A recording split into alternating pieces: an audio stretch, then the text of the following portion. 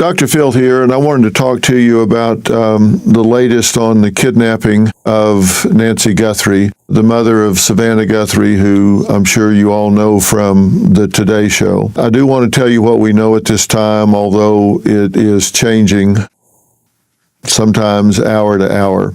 The reason I'm talking about this is twofold. One is you're concerned about it just as I am. You probably feel like you know Savannah Guthrie because you've watched her so much. I do know Savannah Guthrie. I've worked with her a number of times. She's interviewed me over the years. I've spent some time talking to her off camera as we were getting ready for interviews, or we were sitting while others were doing things on the show, and we've had the opportunity to get to know one another. Let me tell you, there aren't two Savannah Guthries. She's not one way on camera and another way off camera. She's a very real, warm, genuine, authentic individual. So if you feel like you know her, you do get the real Savannah Guthrie on camera that you would get if you met her on the street or at some event or something. This obviously is a terrible, terrible time for her and her family, as I'm sure you're empathetically feeling for her. The other reason I'm talking about this is because I did choose to get trained in forensic psychology, which is psychology in the law, and that includes criminal activities. And for over 45 years now, I guess, I've either been working with law enforcement, I've worked with the FBI, state, local law enforcement. I've been involved in some of these kind of cases, and I've been reporting on them a lot over the last 25 years. And this is a very unusual and disturbing case. This isn't following the pattern that kidnappings typically follow. And sadly, there are enough that there is a pattern. And data and patterns matter in these kind of situations because they help you to know how to resolve them. And there are some things that it might be of interest to you to know. Most kidnappings don't get reported, probably because the kidnappers say, don't call the police. We have your loved one, don't call the police, and most people don't want to do it. They don't want to do anything to upset the apple cart. A decision has to be made really early on. You have to make a decision what your primary objective is. Is it number one, to catch the perpetrators, or is it alternatively to get your loved one back? And almost always, it is to get your loved one back. And those aren't necessarily the same thing all the time. If it's to catch the perpetrators, you go down a different path in trying to catch them, trap them, discover who they are, versus just getting your loved one back, which you can do without finding out who it was that kidnapped them.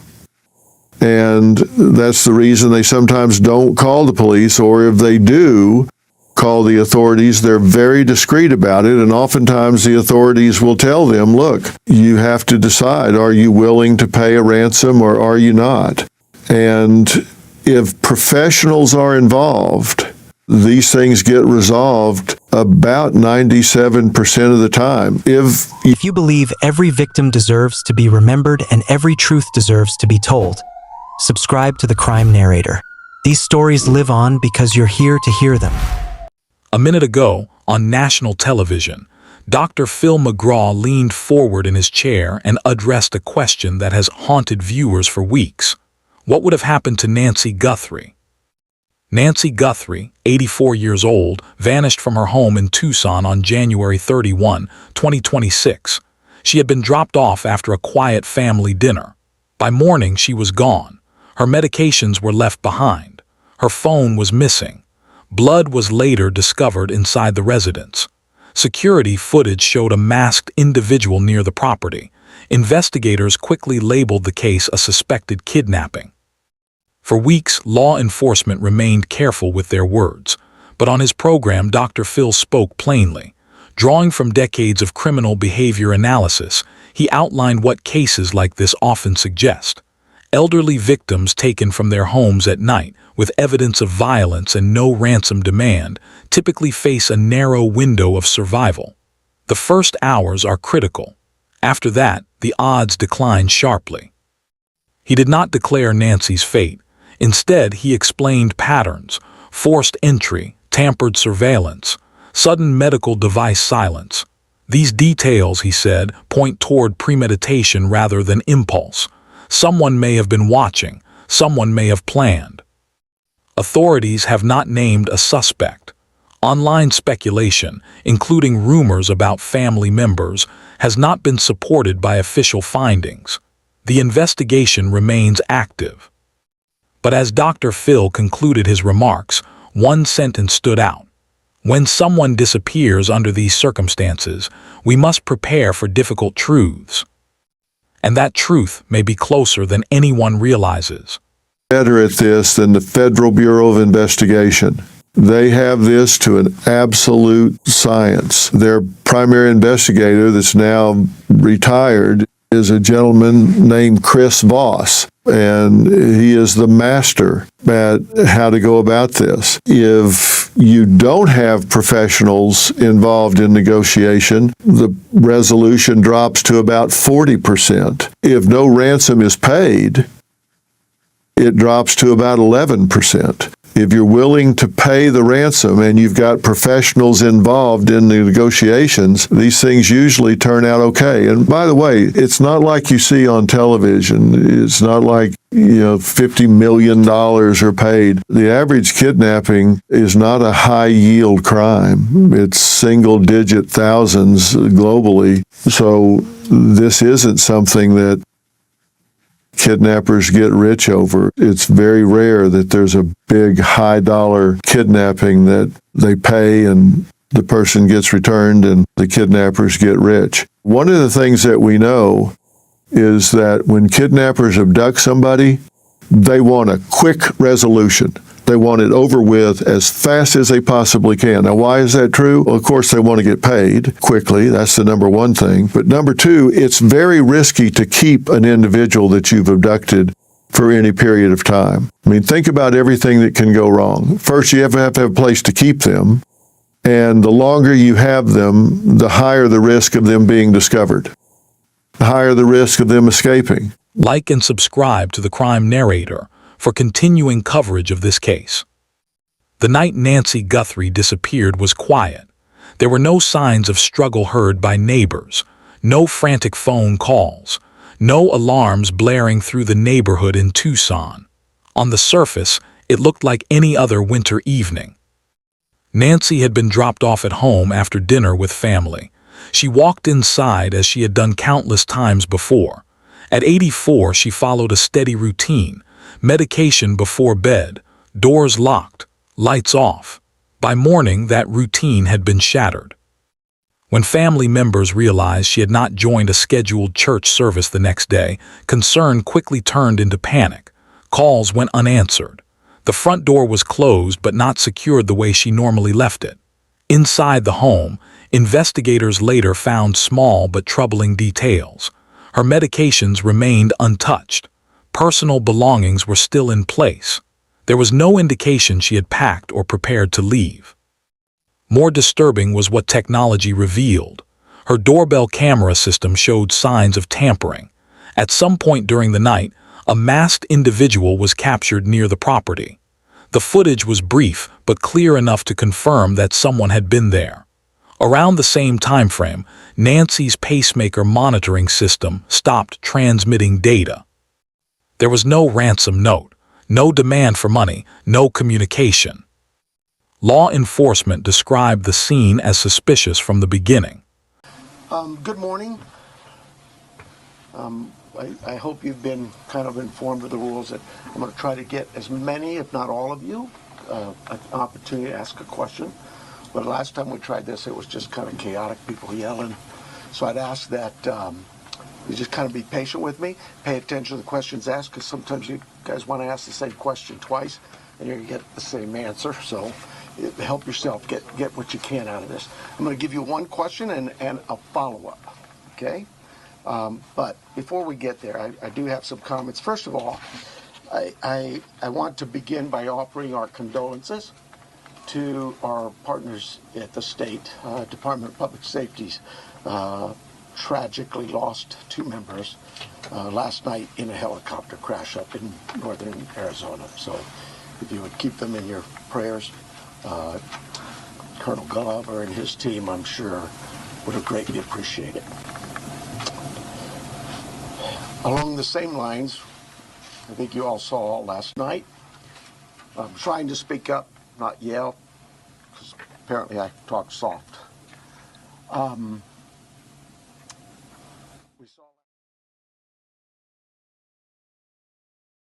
While officials have not publicly confirmed every detail, they have stated the disappearance is being treated as a kidnapping investigation.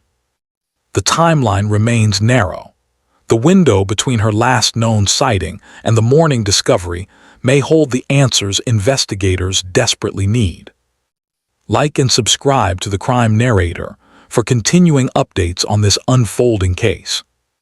As investigators process the home of Nancy Guthrie, the quiet details inside told a louder story than any headline. The house showed no widespread damage. Furniture was in place. Drawers were not overturned. There were no obvious signs of a prolonged struggle, but experienced detectives do not rely on obvious signs. They focus on what should not be there. Inside the residence in Tucson, forensic teams documented a small amount of blood. Authorities later confirmed it matched Nancy's DNA. The quantity was not publicly described as massive, but it was significant enough to raise immediate concern. For an 84-year-old woman with medical conditions, even a limited injury could be life-threatening. Her medications were still in their usual place. For someone who depended on daily prescriptions, leaving without them was highly unlikely. Her purse and essential personal items were also accounted for inside the home. Nothing suggested she planned to step away voluntarily. Then there was the digital trail. The doorbell camera system had been interfered with. A masked individual appeared briefly in the footage before the feed was disrupted. Investigators believe this was not random. The positioning of the camera suggested the suspect knew exactly where to approach and how to avoid being clearly identified. Nancy's pacemaker monitoring system, which routinely transmitted health data, stopped communicating during the same window of time. Whether that was due to damage, interference, or something more deliberate has not been publicly explained. No ransom demands followed. No credible sightings were confirmed. Each piece of evidence narrowed possibilities. Accidental disappearance became unlikely. Voluntary departure became nearly impossible. What remained was the possibility that someone planned this carefully and executed it quickly. Like and subscribe to the Crime Narrator for continuing coverage of this developing investigation. As the investigation into the disappearance of Nancy Guthrie intensified, public attention naturally shifted toward those closest to her. In nearly every missing person case, detectives begin by examining immediate family and recent contacts. It is a standard investigative procedure, not an accusation. The higher the risk that something can go wrong. If you've got them in a warehouse somewhere, somebody can notice something going wrong. If the kidnapper is in a community somewhere, they live somewhere, and they have to be gone to monitor their abductee, they've disappeared. And if it gets into the media and all of a sudden this person's disappeared, unless the whole family, the whole community is criminal, then people are going to notice them gone. And if there's unusual traffic into an isolated area, people notice things. The highest risk for the person being abducted is during the abduction, where things go wrong. They try to get away and they have to overpower them, and it gets out of hand. It's reported there was blood at the scene where Miss Guthrie was abducted. Did something happen there and she didn't survive? The second highest risk time is if they try and escape. Because sometimes people jump out of a window or they try to run away and maybe they fall or fall down a hill or get into traffic or something and there's some injury there. It is a high-risk situation and a high-demand situation for the abductors. What bothers me so much about this is this, as much as it is emotional for the family, it is a business transaction. I don't mean to be cold about it. I'm just telling you how these things work. It's a business transaction. The abductors have something the family wants, their loved one, and the family has something the abductors want, money. Negotiators will tell you that's the level you want to put it on. You don't want a bunch of emotion. You don't want a bunch of drama. You just want to say, hey, you have what we want. We have what you want. Let's just get this transaction done. So let's get it. Nancy had spent the evening before her disappearance with relatives. She was reportedly dropped off at her home in Tucson sometime before nightfall. That timeline quickly became critical. Investigators reviewed phone records, vehicle movements, and digital communications from that evening forward. Online speculation began almost immediately.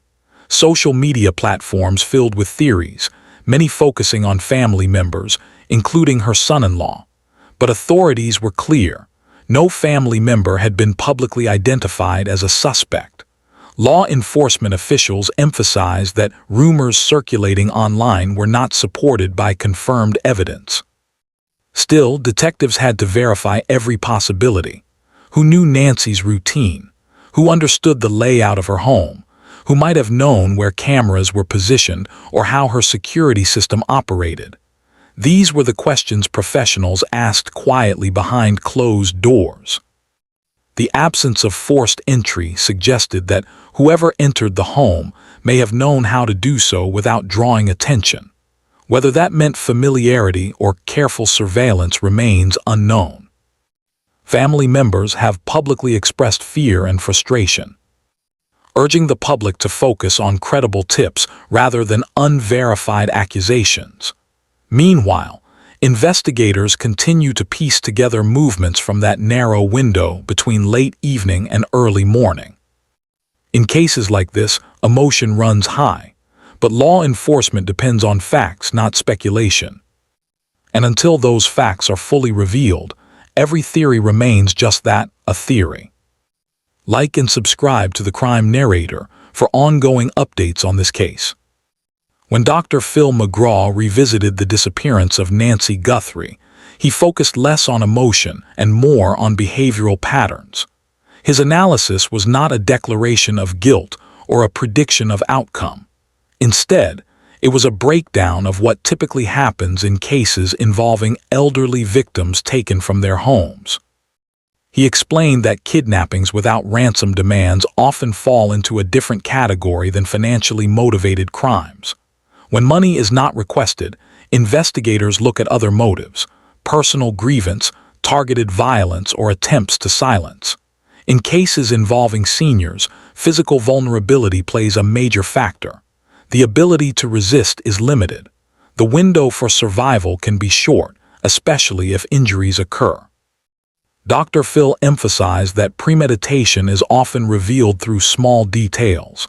Tampered security systems suggest planning.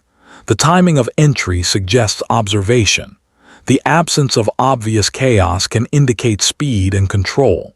These patterns, he noted, are consistent with offenders who understand their target's routine.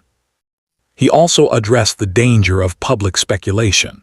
While online communities often attempt to solve cases in real time, misinformation can mislead the public and complicate investigations. In Nancy's case, rumors about family involvement spread quickly, despite no official confirmation from law enforcement. What stood out most was his comment about probability. In similar cases, outcomes are often determined within the first critical hours. After that, recovery becomes more complex. Still, he reminded viewers that analysis is not certainty. Each case carries unique variables. Nancy's case remains open. No suspect has been publicly charged, and until authorities announce definitive findings, the investigation continues to move quietly behind the scenes. Like and subscribe to the Crime Narrator for continuing updates and in-depth analysis. As days turned into weeks, the search for Nancy Guthrie expanded beyond her immediate neighborhood in Tucson. Local authorities coordinated with state and federal partners, carefully combing through desert terrain, reviewing surveillance footage from nearby roads, and tracking every credible tip that came in. Search teams focused on the hours between late evening and sunrise, the narrow window when Nancy is believed to have been taken.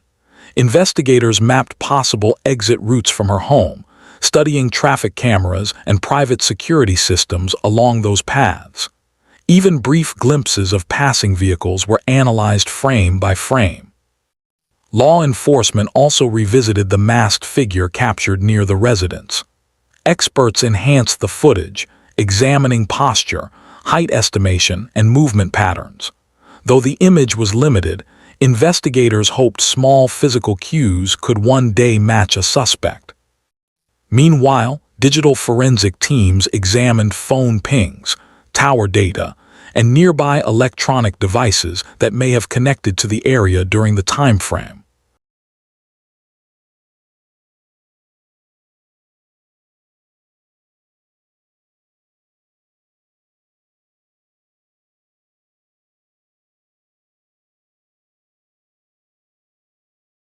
Us so that we can celebrate with her. This is the only way we will have peace. This is very valuable to us, and we will pay. Law enforcement sources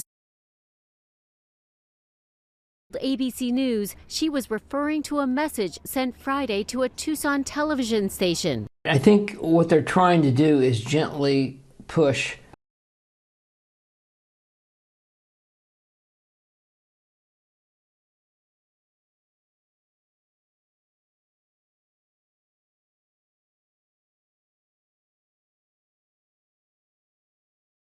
taking them seriously.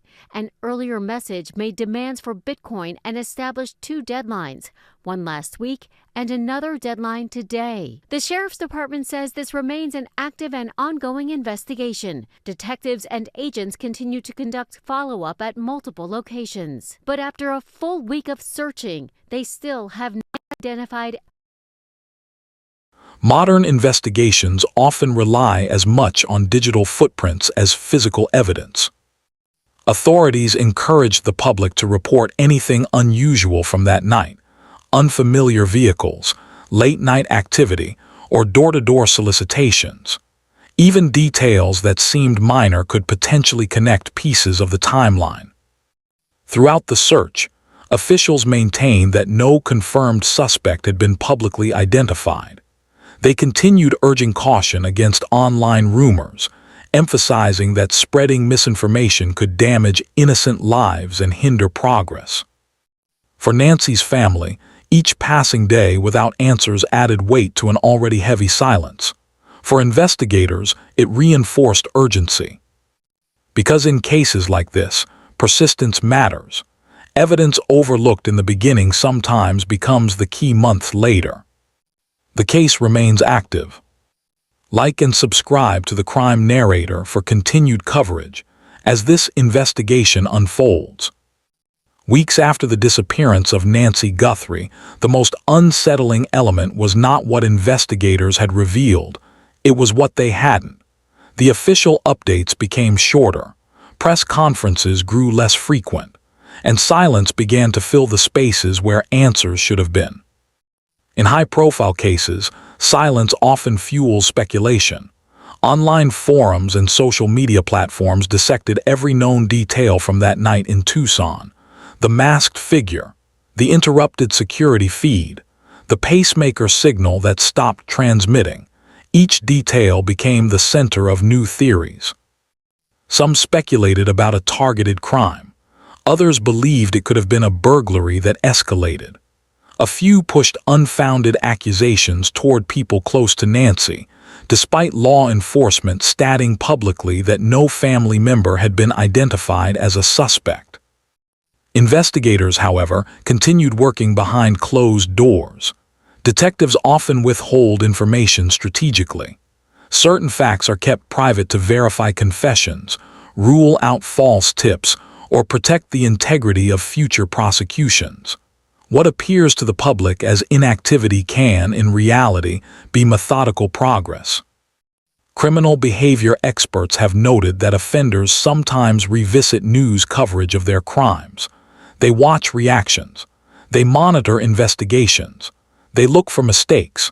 That possibility adds another layer of complexity to how much information authorities choose to release. For Nancy's loved ones, the waiting is its own kind of trauma. The uncertainty creates a space where hope and fear exist side by side. No confirmed suspect, no confirmed motive, no confirmed outcome. Just questions.